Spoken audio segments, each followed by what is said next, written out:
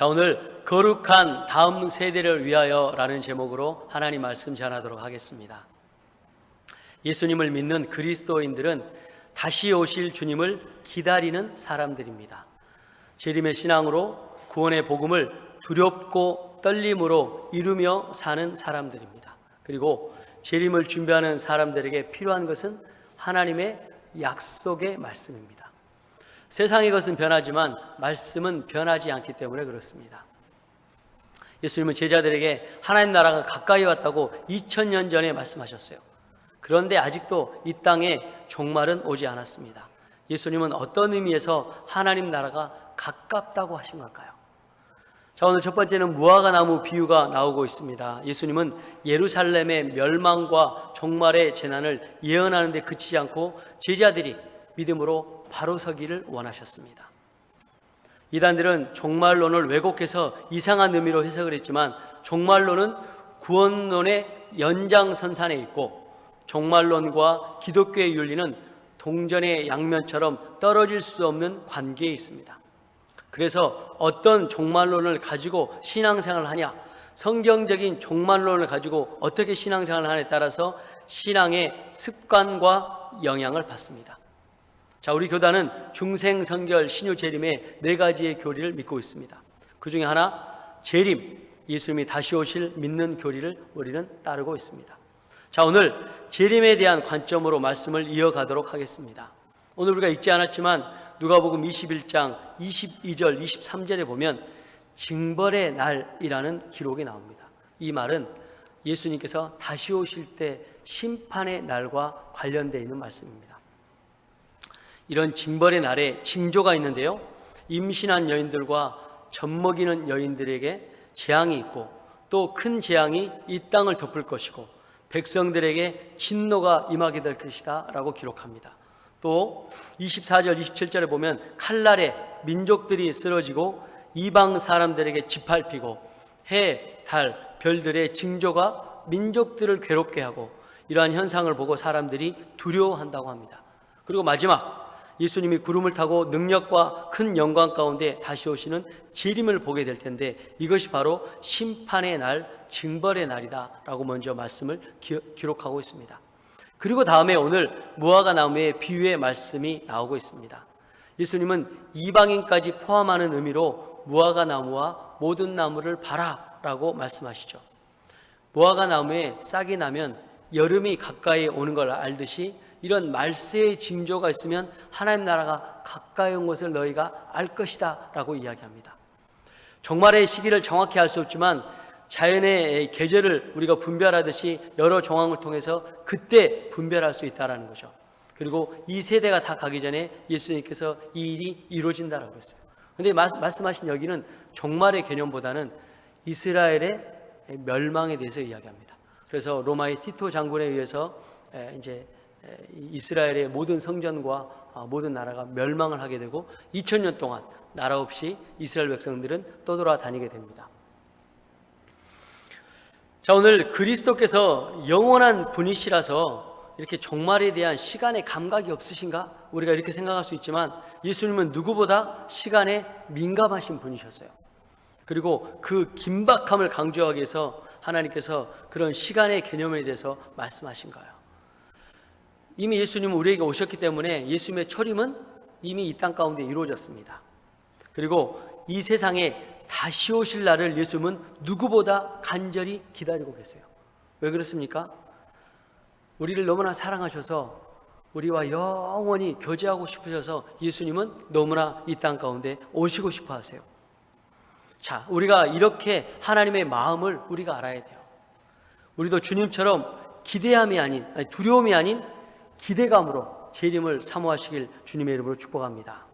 자, 우리가 예수님을 다시 오실 날을 염두에 두고 스스로 조심해야 된다. 34절에 기록합니다.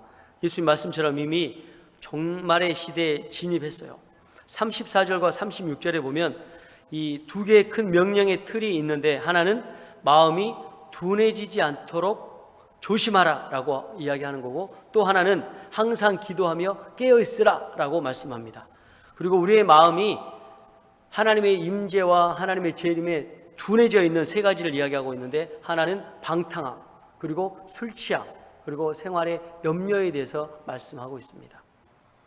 누가복음 16장에 나오는 자색옷과 고운 베옷을 입고 날마다 호화롭게 즐겼던 부자는 심판을 당하죠. 또 노아와 롯의 시대 사람들이 방탕함과 술 취함에 빠져 있다가 멸망한 것을 성경은 기록하고 있습니다. 자, 요즘 다음 세대에 보면, 우리 젊은이의 세대를 보면 이런 방탕함과 술 취함이 또 염려와 근심이 심하게 나타나고 있어요. 한국 중독 정신의학회 이사장인 이해국 씨라고 하는 분이 이런 이야기를 했습니다. 코로나19 팬데믹 이후에 집에서 혼자 마시는 홈술과 또 혼자 마시는 혼술족이 증가한 젊은 세대와 기존에 이 회식 문화에 있었던 기존 세대가 합쳐져서 이제 음주폐의 양과 범위가 넓어질 것이다 라고 이야기합니다. 이제 한국 사회는 술 마시는 사회가 됐어요. 술로 흔들리는 사회가 됐습니다. 국가 차원의 예방 대책과 마련이 필요합니다. 사회적 실천 운동이 필요합니다. 최근 WHO와 유럽연합, 캐나다 등이 이런 이 보고서에 발표를 했는데요. 술 한 잔도 암 발생에 건강에 해롭다라고 지침을 발표했습니다.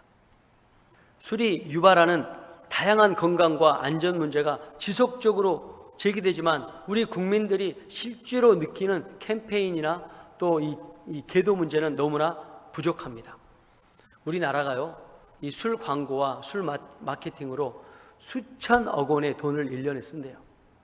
그런데 술을 마시면 건강에 해롭습니다라고 하는 캠페인에는 15년째 14억 원 수준에 머무르고 있습니다.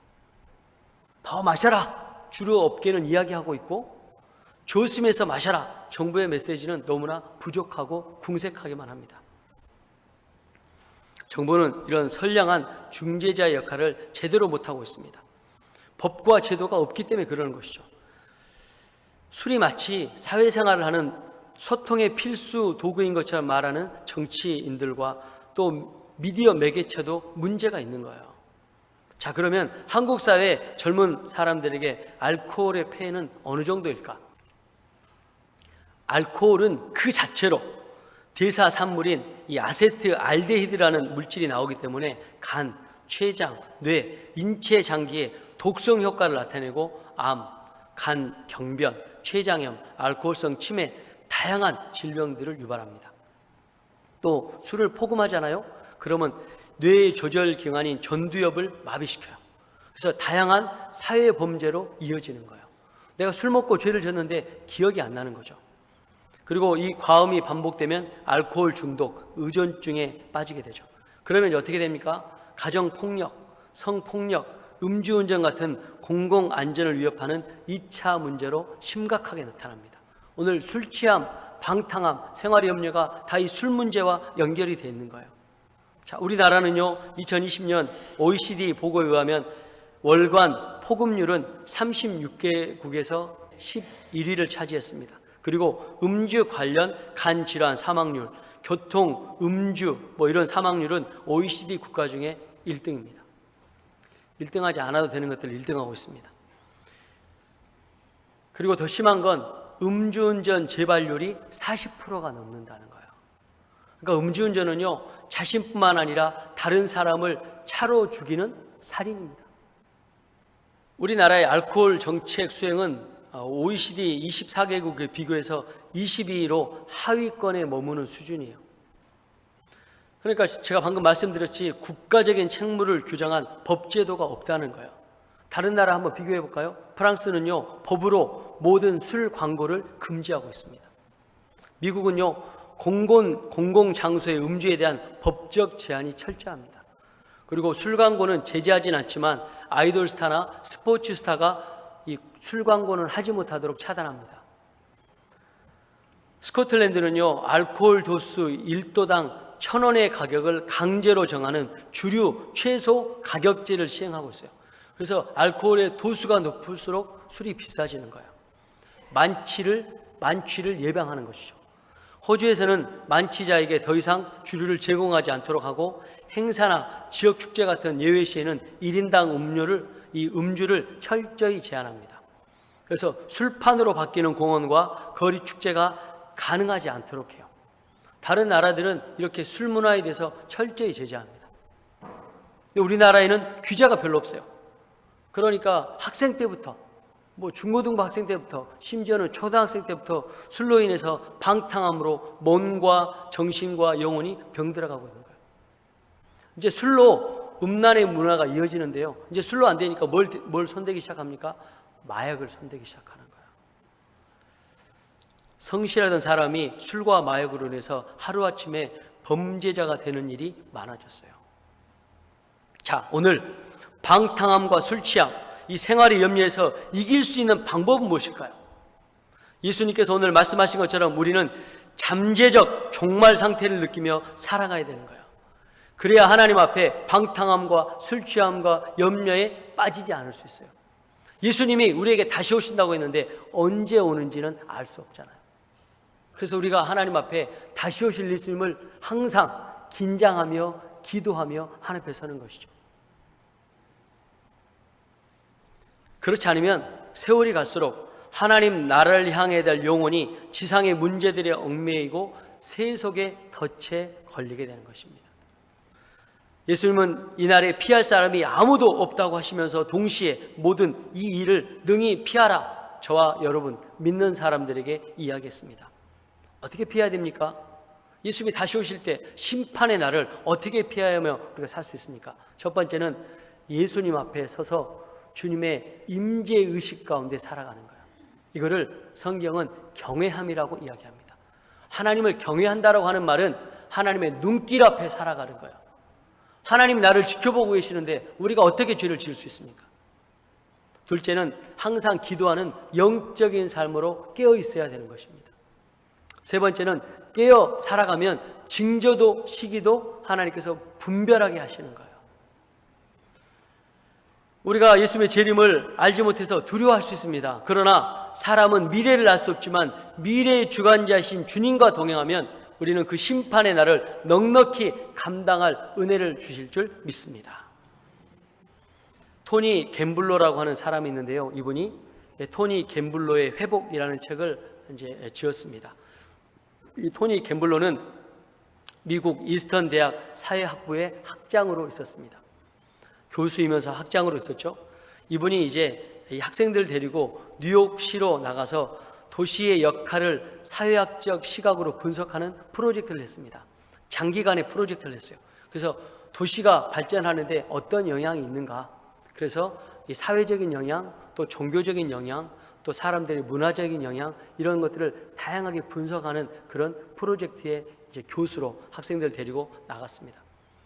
그리고 이제 한 교회에서 이제 지원을 해줘서 그곳에서 숙식을 하고 또 이제 식사도 제공이 되고 그리고 이제 숙식이 제공이 되니까 감사해서 이제 교수와 학생들이 그 교회 주일 대회를 참석했습니다.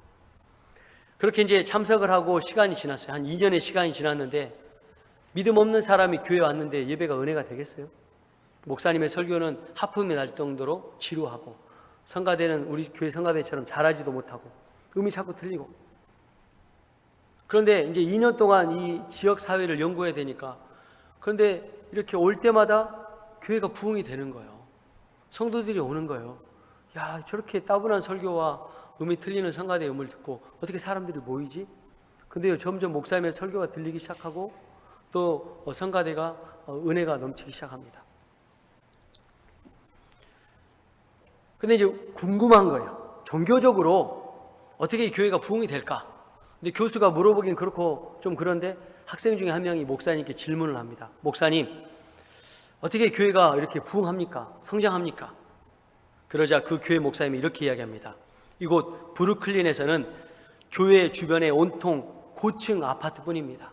그래서 고층 아파트에 전도하러 들어갈 수 없도록 현관부터 막습니다. 단지에 들어갈 수가 없어요. 전도하러 사람들 만날 수가 없습니다. 그렇지만 특별한 비결이 있다는 거예요. 그게 뭐냐면 아침마다 그 아파트를 보고 1시간 동안 기도한다는 거예요. 이 아파트에 계신 분들 교회 나오게 해달라고 하나님 믿게 해달라고 기도한다는 거예요. 저도 매일 시간 날 때마다 운동하거든요. 근데 그냥 운동하는 게 아니라 땅받기 기도하는 거예요. 이 아파트 계신 분들 하나님께 돌아오게 도와주세요. 마음속으로 그렇게 기도하는 거예요. 하나님, 이 나라가, 또 이 지역이, 또 이 아파트가, 또 이 단지가 하나님 믿게 도와주세요. 우리 교회 못 나오면 저 교회 나가게 도와주세요. 이 교회 나가게 도와주세요. 계속 그렇게 땅받기 기도하고 있거든요. 또 목요일마다 우리가 전도하잖아요. 그러니까 전혀 다른 곳에서, 우리가 엑스포에서 또 이 지역에서 이렇게 전도하면 전혀 다른 곳에서 하나님께서 영혼을 보내주시는 거예요. 어제는 우리 청년 2명을 제가 교회 카페에 있는데 만났어요. 이제 저하고 약속하지도 않았는데 이렇게 와서 교회에서 기도하고 이렇게 또 돌아갔어요. 근데 교회에 오고 싶은 마음이 생겼대요. 그래서 교회 와서 기도한대요. 여러분, 이게 사람의 마음으로 가능합니까? 우리가 기도하니까 하나님께서 귀한 마음을 주셔서 하나님 앞에 나아가는 거예요. 이렇게 이 목사님도 믿기 힘들겠지만 이렇게 기도하니까 그 주에 그 아파트에서 한두 명이 교회로 오기 시작하는 거예요. 그래서 한두 명씩 오다 보니까 교회가 이렇게 부흥이 됐다는 거예요. 자, 교회 성장의 진짜 비결은 일부 교회 성장 전문가들의 설명과는 다를 때가 있어요. 이렇게 간절한 기도, 섬김의 기도로 사람들을 끌어들이는 것이 진짜 성령의 힘입니다. 우리가 깨어 기도하는 일에는 이런 놀라운 능력이 있습니다. 우리 교회가 다음 세대를 위해서 기도해야 될 이유가 바로 여기에 있는 것입니다. 세상이 아무리 방탕하고 염려함으로 타락의 끝을 가고 있는 것 같지만 기도하면 하나님께서 바르게 무릎 꿇지 않는 7천의 다음 세대 용사들을 하나님께서 세워주실 줄 믿습니다. 세속의 권세에 방어와 공격할 수 있는 가장 강력한 무기는 기도입니다. 기도는 마약과 같은 쾌락의 유혹도, 늪과 같은 염려의 공격도 이길 수 있게 해줍니다. 우리의 기도로 거룩해지고 하나님의 능력도 날마다 힘있게 경험할 수 있습니다. 그리고 다음 세대도 타락의 늪에서 건져낼 수 있는 것입니다. 또 자녀들을 영적으로 지도할 수 있는 방법도 기도입니다. 사랑하는 유성결 가정 여러분, 자녀손들이 하나님께로 나올 수 있는 방법이 기도예요. 기도. 우리가 기도하면 하나님께서 일하시기 때문에 그렇습니다. 내 영향력을 떠나 있는 자녀들, 예수님보다 세상이 더 좋은 자녀들에게 하나님께로 돌아오게 하는 방법은 중보기도밖에 없다는 거예요. 그래서 이번 여름 다음 세대 성경학교와 수련회에 기도가 필요합니다. 우리 장로님, 우리 권사님, 우리 집사님, 우리 교사 선생님들의 기도가 필요한 거예요. 예수님을 인격적으로 만나고 변화되는 것은 하나님께서 하시는 일이에요. 그래서 기도가 필요합니다. 여러분의 지혜와 경험만으로 여름 행사를 끝나는 수준으로 가면 일은 얼마든지 할 수 있습니다. 그러나 사람을 하나님께로 돌아오고 변화시키게 할 수는 없습니다. 그 능력은 오직 하나님께 있기 때문에 그렇습니다. 우리가 하나님 앞에 다음 세대를 놓고 기도하면 하나님을 만나고 이 다음 세대가 삶을 돌이키고 회개해서 하나님의 자녀가 되는 것입니다. 하나님의 자녀가 되면 그때는 더 이상 교회 나오라고 이야기할 필요가 없어요. 성령께서 계시고 하나님께서 임재하시기 때문에 교회 안 나가면 마음속에서 책망하시는 거예요. 하나님 뜻대로 살지 않으면 다음 세대 자녀손들에게 하나님 말씀하시는 거예요. 우리가 기도하지 않으면 세속의 죄의 문화에서 다음 세대들을 절대 돌이키게 할 수 없습니다. 그래서 기도해야 합니다. 예수님은 십자가 지기 전 일주일 동안 끝까지 기도로 최선을 다하셨습니다. 십자가만 지면 사역의 끝이라 생각하지 않으시고 날마다 성전에서 많은 사람들을 가르쳤습니다. 그리고 대부분 예수님은 기도하는 데 시간을 할애하셨습니다. 하나님의 아들이신 예수님, 성자 하나님이신 예수님도 기도에 전심을 다하셨습니다. 사역을 시작할 때 40일 금식 기도를 시작하셨고 사역을 마칠 때 겟세마네 동산에서 땀이 핏방울이 되도록 간절히 기도하셨습니다. 그래서 우리도 주님처럼 깨어 기도해야 우리도 살고 다음 세대도 살 수 있습니다. 이 땅에서 일할 수 없는 밤이 속히 올 것입니다. 우리가 언제 죽을지 아무도 몰라요. 재림 이전에 우리는 언제 죽을지 아무도 몰라요. 그래서 우리가 깨어 하나님 앞에 기도하는 것입니다. 우리가 죽음을 경험해야 되는 그 순간에는 더 이상 복음을 들을 수 있는 기회가 없어요. 구원받을 수 있는, 복음을 들을 수 있는 기회를 잃게 되는 거예요. 얼마나 세상에 많은 사건, 사고가 있습니까? 거기에 죽음을 경험하는 사람들이 나이에 구분이 있습니까? 그래서 우리가 다음 세대를 위해서 기도해야 합니다. 오늘 38절에 많은 사람들이 예수님의 말씀을 듣고자 이른 아침부터 모였습니다. 이 일주일은 이 땅에서 예수님의 말씀을 직접 들을 수 있는 마지막 기회였습니다. 잠정적 종말 시대를 사는 우리에게 언제 개인의 종말, 죽음, 우주의 종말이 올지 모릅니다. 그렇다면 오늘이야말로 주님의 말씀에 귀를 기울일 최선의 날일 것입니다. 오늘을 예배를 통해서 사모하십시오. 오늘 예수님의 말씀에 순종하고 반응하십시오. 그리고 오늘 하나님 앞에 헌신하십시오. 오늘 구원의 은혜가 임하게 될 줄 믿습니다. 성령 충만의 은혜를 경험하게 될 것입니다. 종말에 대해 안일하지도 두려워하지도 마십시오. 종말은요, 날짜와 시간의 문제가 아니에요. 우리의 신앙의 태도의 문제인 것이에요. 예수님이 그날 도적같이 임해도 예수님을 만날 때 기뻐함으로 맞이하는 것입니다. 우리가 구원에 확신이 없는지 있는지 알 수 있는 방법이 있습니다. 전도 폭발에서 질문하는 그 질문을 통해서 여러분이 스스로 질문하면 정확하게 알 수 있어요.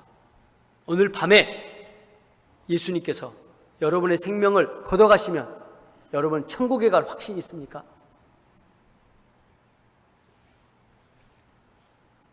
그 질문에 예, 주님, 제가 오늘 밤에 주님이 나를 부르시면 나는 천국에 갈 확신이 있습니다 라고 당당하게 그리고 흔들리지 않게 대답하면 그분은 구원의 확신이 있는 하나님의 자녀입니다. 그런데요, 안 돼요 주님, 나 할 일이 너무 많아요. 안 돼요, 나 벌써 죽으면 안 돼요, 나 벌써 천국 가면 안 돼요. 물음표가 찍히는 겁니다. 예수님의 사역도 기도로 시작해서 기도로 마치셨다고 말씀드렸습니다. 이처럼 우리의 다음 세대를 위한 이 여름 사역은 기도로 시작해서 기도로 맞춰지길 원합니다. 이렇게 다음 세대를 위해서 기도하면 우리의 영혼이 먼저 살아나는 거예요. 우리가 거룩해야 하나님께서 우리 기도를 들으시잖아요. 우리가 회개하고 하나님 앞에 나아가는 거죠. 그 회개함을 가지고 하나님 앞에 간절히 다음 세대를 위해서 기도하면 다음 세대가 하나님의 역사로 은혜로 회개하는 것입니다. 세상의 가치관으로 목적 없이 다음 세대에 살아가지 않게 하시고 하나님의 목적과 비전대로 하나님께서 다음 세대를 구원하시고 사용하실 줄 믿습니다. 2024년의 여름이 우리와 다음 세대 하나님의 구원의 능력이 기억되는 여름이 되시길 바랍니다. 무엇보다 예수님의 재림의 은혜로 천국 가는 그날까지 믿음이 변치 않기를 축복합니다. 그리고 기도로 성령 충만의 여름이 되시길 바랍니다. 제가 말씀드렸잖아요. 목회자여서 장로님이고 권사님이고 집사님이셔서 새벽 예배 나오라고 하면 얼마나 답답하겠어요. 직분을 사명을 감당하라고 이야기하면 얼마나 답답하겠어요. 그런데 하나님 사랑하는 마음으로 새벽에 나오는 거예요. 아침에 여러분이 눈 뜰 때 다른 것보다 하나님 사랑합니다라고 고백해 보세요. 하나님께서 어떻게 말씀하신 줄 아세요? 그래, 나도 너를 사랑한다 말씀하세요. 그 사랑하는 마음으로 하나님께 나오는 거예요. 그 사랑하는 마음으로 예배의 자리에 나오고 그 사랑하는 마음으로 기도의 자리에 나오고 그 사랑하는 마음으로 다음 세대를 위한 중보 자리에 나오는 겁니다. 우리가 일하면 우리가 일하는 것입니다.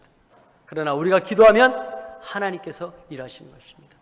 이 여름이 예수 우리 왕 그를 위하여 그 하나님 나라를 위하여 변화된 영혼이 하나님께로 돌아오고 다음 세대가 주는 그리스도시요 살아계신 하나님의 아들이라 고백하고 또 그 수준에 머물러 있는 것이 아니라 하나님의 비전을 발견하고 목적을 발견하고 하나님의 뜻 가운데 사용되는 그런 다음 세대가 되길 주님의 이름으로 축복합니다. 그 일은 저와 여러분의 중보 기도로 시작할 수 있습니다. 또 학생들의 기도로 시작이 되는 것입니다. 이 위대한 여름, 거룩한 다음 세대를 위해서 우리가 다음 세대를 위해서 정말 간절히 우리의 눈물과 우리의 기도를 하나님 앞에 올릴 수 있는 사랑하는 여성결 가족 되시길 주님의 이름으로 축원합니다. 기도하겠습니다.